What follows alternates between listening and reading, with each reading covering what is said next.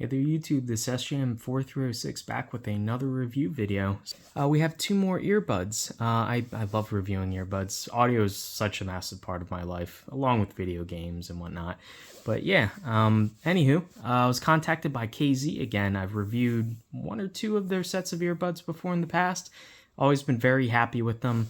They make IEM style, which is this kind that like goes into your ear canal and blocks your they seal against your ears so that you get better sound quality but more like passive noise isolation. And these aren't necessarily my most favorite style for comfort, but these are absolutely my most favorite style for like sound quality in general. These tend to sound much better than like open ear style. Anywho, these are two new models that they have. The KZ ZA12 and the STA-K. This one's a bit harder to see. It's very reflective. And I forget what the prices are. I'll put them down below here. But let's just get them open, I guess, and take a look at them. This is sort of a twofer. I was only expecting to review one of these, and they said that they wanted me to take a look at both of them. So I obliged. Okay, so the first one is, I like their packaging, by the way. It's very nicely presented. Like, this would be a really good gift for someone who's into like audio and stuff like that. And maybe even if they like sing or play instruments or whatever, because these are pretty good passive isolators. So then you can pipe the audio from their instruments, as long as I guess you have like some digital chain in there. You can pipe the audio back into the person's ears. Performers tend to use this style of earbud a lot while performing on stage for very obvious reasons. Anywho, we can pull that off. These are very sparkly. Very nice looking. I think this is metal. Yeah, it's heavy. Yeah, this is like cast metal. Oh, wow. This has adjustment on it. I guess you can change like the crossover frequency or something. I believe this has multiple drivers inside. I can see sort of a gold big one and then some smaller ones tucked in the back there. They're silver. But yeah, it's this IEM. Laser engraved. Yeah, it would help if you focus. Thank you very much. Just gonna lock that focus there. Yeah, so laser engraved the left and right symbol. There's like a little hole there for pressure or something. Yeah, this is the thing I was talking about where you can make adjustments. I have to read the manual to see exactly what it is. And yeah, you can see inside, only the front side is like silver. And this part that goes in your ear is clear. That looks really cool. Wow. But yeah, and there's like this accent sort of thing going on here. And it says ZA12. The model number of the buds. And yeah, this guy is a little hefty. Kind of surprised. Comes with an earbud tip already installed, and undoubtedly there'll be more earbud sizes in the packaging. And we'll open this up and pull out. Their tuning instructions. We are definitely going to need these. A SIM ejection tool thingy. That's for actually poking. Yeah, that's to use to poke the switches because they're so tiny. I've seen obviously like dip switches before, but I've never seen them this small. These are kind of adorable. Most of the ones that I've used and or seen were 0.1 inch, but these are clearly much smaller than that. And we have earbuds. We have small, medium, I guess the larges are on there, and a foam type. I've never seen this type. It's like memory foam, yeah. You squeeze it, and then it slowly unsqueezes. I guess I have to wait now because I squeezed it kind of hard. But yeah, that is really cool. I am tempted to try these little foam ones. Sorry about the lighting. Yeah, it's sort of overcast outside. I might have to turn on a light in a sec. But yeah, really interested to try out the different style of ear tips. I'm used to the silicone ones, but I've never had one of these like memory foam ones. I'm gonna guess that the memory foam ones will seal much better. And let's just pop open this other bag here, which undoubtedly has the cord. and they're definitely going for that clear theme. The cord is clear. This is like silicone or something. No, it's not exactly silicone. It's like a soft rubber though. Wow, okay. For the plug, and obviously that's for like strain relief. Gold-plated plug, really nicely made. And I like the clear thing that they're going for here. Words, they're hard. But yeah, looks decently long.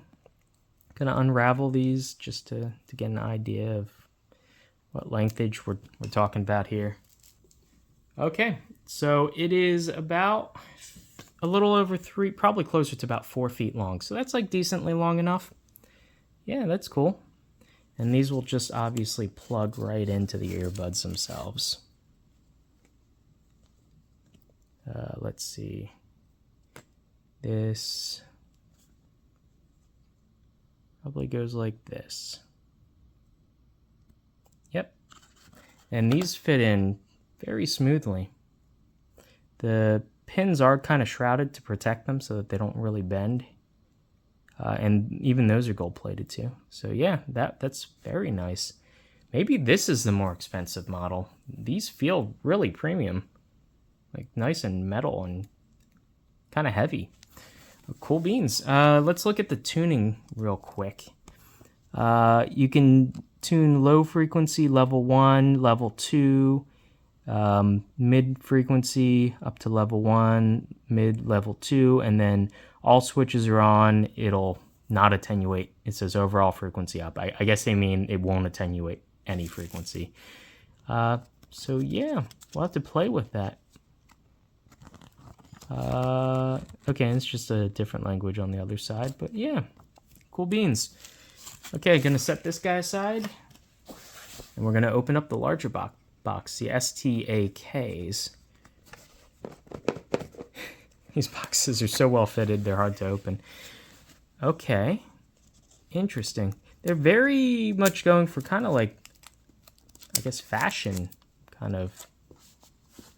Because the other pair sort of looks diamondy, sort of like a darker shade, kind of like a smoke gray, but there's like that sort of crystal kind of pattern there, and these very much look like some kind of jewelry or something. Yeah, get these out here. These are likewise actually pretty heavy as well. They're partially made of metal, just like the other ones, and I guess this is like, yeah, it says STA-K. It's kind of hard to see though. Just about see it there. And this feels like some sort of resin, and obviously the clear part is resin. This one I could see like a main driver here and then a smaller driver here. This does not have the adjustment for like tuning, so I'm guessing these are the cheaper pair. But I don't know off the top of my head how much until I look this up in a sec. But yeah, these feel pretty weighty though. They do not feel cheap. You can see the pattern. It's like, it must be laser cut or water jet cut. I don't know. It's a very fine pattern for the holes to prevent gunk from getting into the driver area. But yeah. And oops. We have our accessories.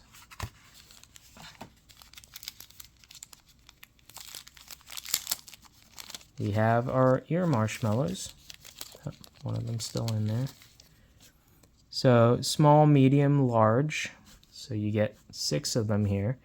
And yeah, they just fit onto the metal collar for the ear tip itself. Other than that, we have a small booklet, Silver Angel. Interesting. Don't miss the Silver Angel. I have no idea what this says specifically, but if anyone knows, I can look it up on, I guess, Google Translate to see. Do like an image translation thing. Yeah. Obviously, this is going for like kind of audiophile people is their target audience. I just care that it looks neat and doesn't cost a lot and sounds good. I wouldn't really consider myself an audiophile, but I do appreciate things that sound good to my ear. Let's see, 10 millimeter drivers. Those are the larger ones, and 6 millimeter, I guess, for higher frequency. 110 decibels, that's actually decently high, so that means these are pretty sensitive. So whatever you plug into this, make sure you have fine adjustment of the low volume range. Otherwise, you'll pretty easily blow your ears out. 32 ohms impedance, that's pretty run-of-the-mill, and 10 to 30 kilohertz. Interesting, this goes decently below what the average human can hear and decently above. That's interesting. Dual pin, oxygen free, copper, silver plated, yada yada yada. Mixed weave. They do have a optional cable that's Type C, so you can plug it into most phones, which unfortunately do not have headphone jacks anymore. But yeah, some precautions probably about hearing damage and whatnot. And after sales terms, they have 1 year of warranty. Yeah, and it's probably just different language afterwards. Yep. So it's just yeah. There you go.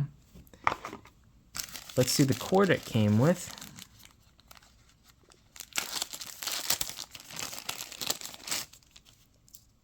These come with not as clear as the other cord, but kind of going after that silver. I guess that's why they call it Silver Angel, because these are very silver. Okay, this one about the same length, 3.5 to 4 feet long. Ooh, comes with a little protection for your tip on your headphone jack. Gold plated, metal like stress relief kind of portions there. It's twisted. This is like fairly flexible, despite being kind of a little thick. Yeah, like it doesn't, like cheap wire will sometimes retain the if you like bend it into a loop, it'll like want to return to that. This does not. This is very supple. Has a middle part to where the two wires separate for left and right. That's metal as well. And they use some sort of I guess there must be a jig that they use and then heat shrink. I think this is heat shrink. And that forms the shape. And it is pliable though, obviously, but kind of gives it a little more springiness versus, you know, the wire itself is more floppy. And we'll just get these guys in. How do you wear? Huh? Oh, okay. This is a completely different style cable. This is not shrouded and it goes directly in there. That's interesting. But it plugs in very nicely. Nice, smooth. And yeah, they're in. And I can just about see one says R, one says L. Did I get these in right? I think so. Oh, well, this would be the left one. I probably want to get these in the right side. The plug is not polarized, so you could technically put it in upside down, but it'd be very obvious if you did that. And let's put in, say, I have pretty small ears, so I'll put in the smallest size. These are kind of a pain to get in usually, but you shouldn't have to really switch them. You want to try to get like one side, and then you like give them a little twist till they seat. And yeah, you want to make sure these are in properly before you stick them in your ear so that they don't, you know, the silicone doesn't pop off and get stuck in your ear, because that would be horrible. Okay, give them a little twist. They are seated. And there we go. So I have two pairs of earbuds, and they're very sparkly and pretty looking, but how do they sound? I'm going to need a little bit of time, probably at least like a week, to listen to these two guys, and using like a high-res DAP player, listening to FLACs, because I mean, I got to do justice to these. I'm not going to listen to compressed MP3s, but yeah, give me a little bit of time and I'll get back to you guys on these. Okay, it's probably been about like 2.5 weeks or something like that for me to get around to reviewing these guys. I'm reviewing these together because they were sent together, but I'll give you sort of a comparison between the two. And keep in mind, this pair on the left is slightly more expensive. I believe the price point on these were closer to like $50 or $60. I'll put a correction if I'm wrong down here. And these were a little cheaper. These, I think, were around like the $30 or $40 price mark. They're not massively more expensive, you know, difference in price. But these are clearly meant to be a little bit higher range by merit of the fact that they're actually adjustable. There's an adjustable crossover inside. But they're very similar in terms of functionality, form factor, and everything, all considered. I tested with this guy, which is a high-res player. I did a review on this in the past. I forget the brand on this. STA-K, I believe it was. But yeah, this can play FLACs and everything. It does have a balanced output as well as a regular headphone output. I did not get a balanced cord with either of these, so I've just used 3.5mm standard output.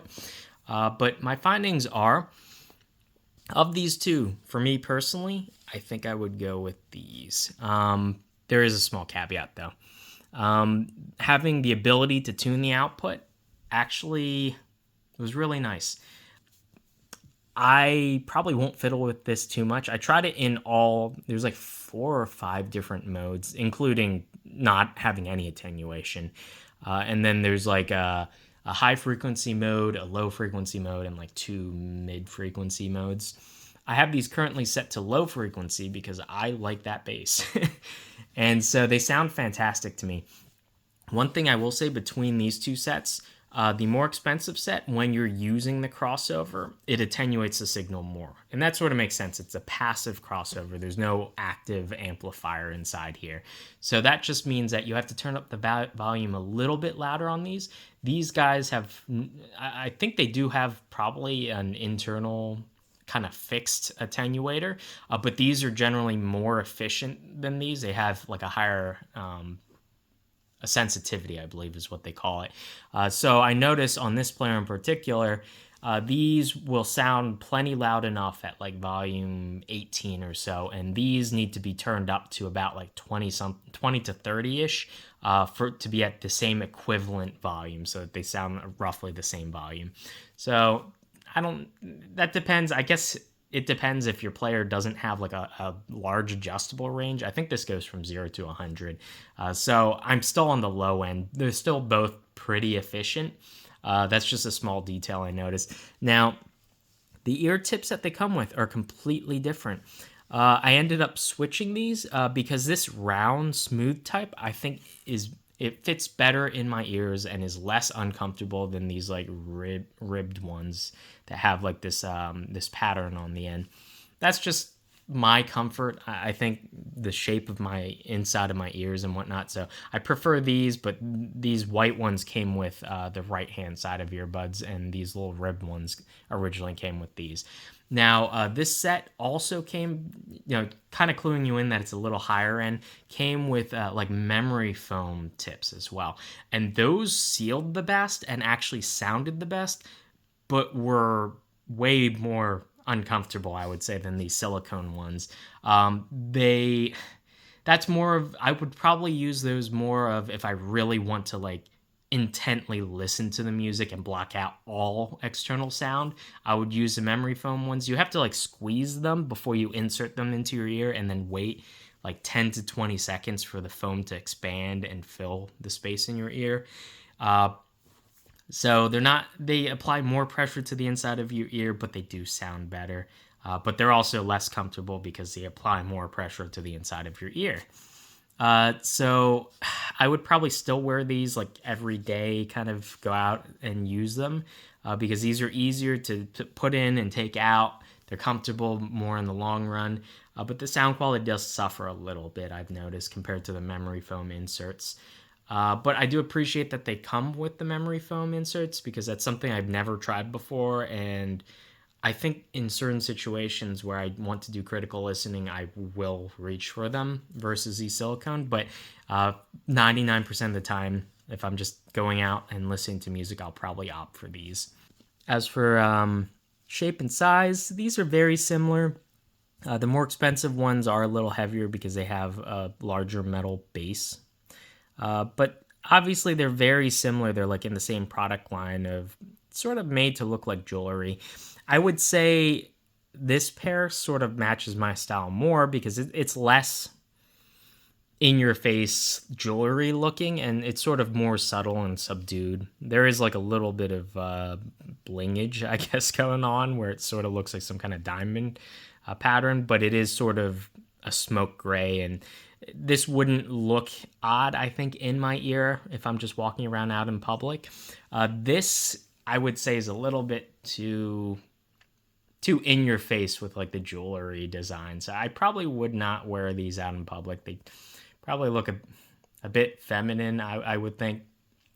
I mean, obviously, their earbuds are not really, I guess, supposed to look masculine or feminine, but I think my style personally, the more expensive set is in my style more than the slightly cheaper set. But if you don't care, or maybe you like headphones that look like jewelry, then the ones on the right sound perfectly fine. I mean, they're bright. They have a good balance of bass to like trebles and the high frequency notes.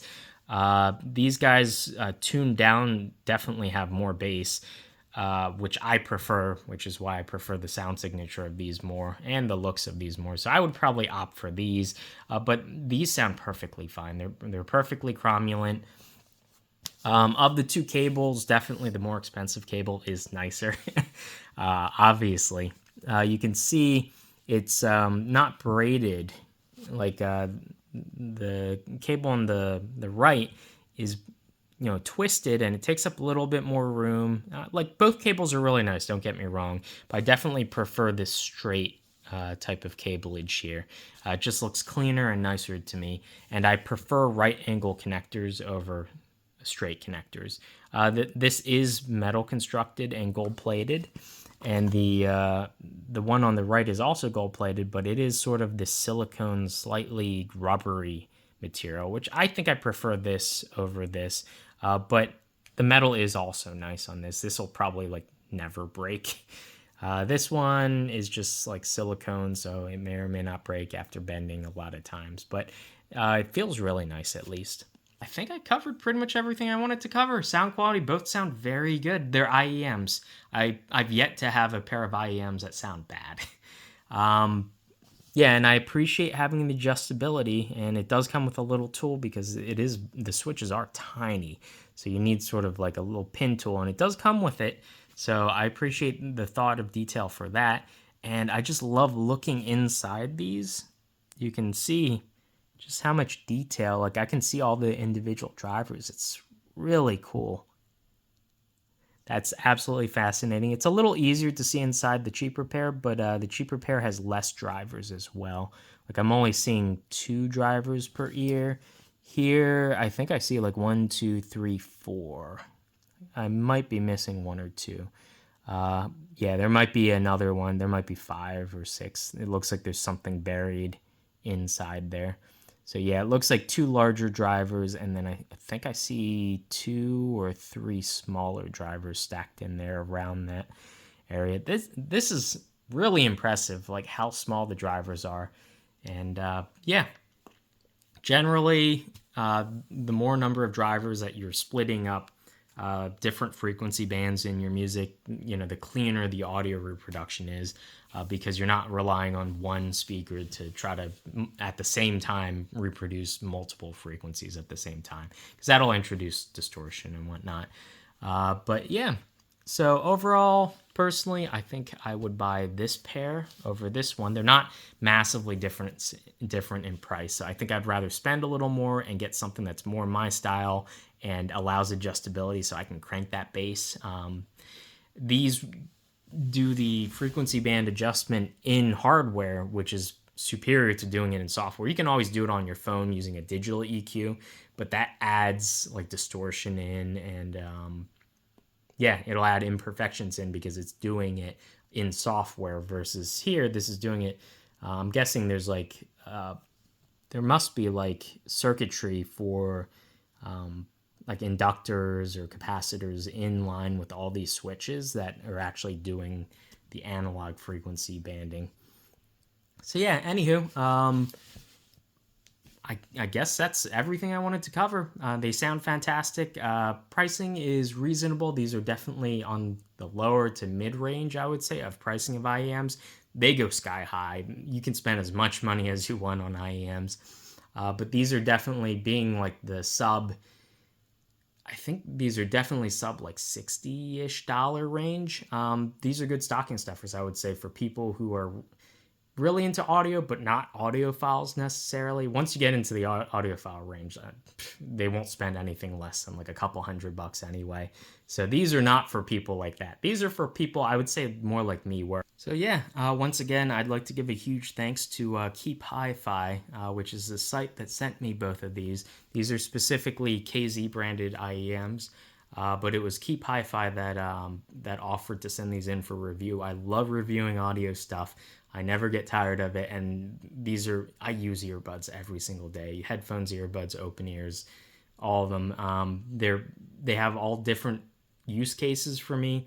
These are when I want to listen more critically and actually block out the world. So I won't really use these at work because there's a safety reason that I have to have my ears open. But when I go home and I actually want to enjoy my music and concentrate on it, I will definitely reach for IEMs over pretty much any other pair of earbuds or headphones. So anywho, hopefully you guys enjoyed this video, and I'll see you in the next one. Bye.